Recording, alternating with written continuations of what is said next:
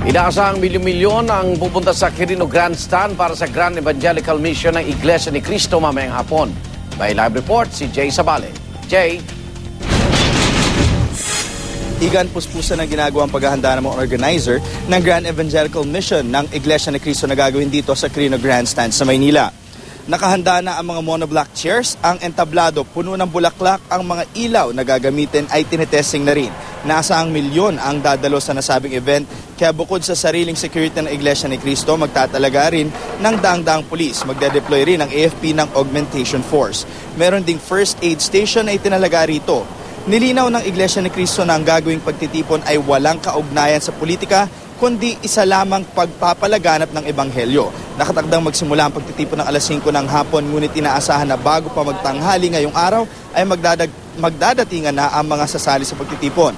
Pinapayuhan naman ng motorista na iwasan na ang naturang lugar at dumaan sa mga alternatibong daanan.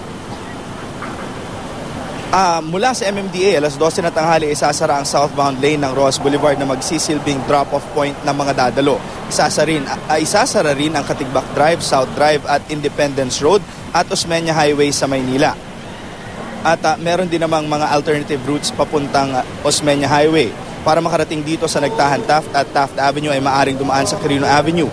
Ang alternative route naman papuntang Osmeña Highway ay ang Nagtahan, Lacson, Yusenko, Abad Santos, Rahabago at Kapulong. At sa mga oras na ito ay may mga dumating na nga na mga galing probinsya mula sa Bicol at sa may dito sa Bicol at sa may Laguna ng mga mag-a-attend nga mga participants dito sa nasabing Grand Evangelical Mission na gagawin ng Iglesia ni Cristo. Igan? Maraming salamat, Jay Sabale.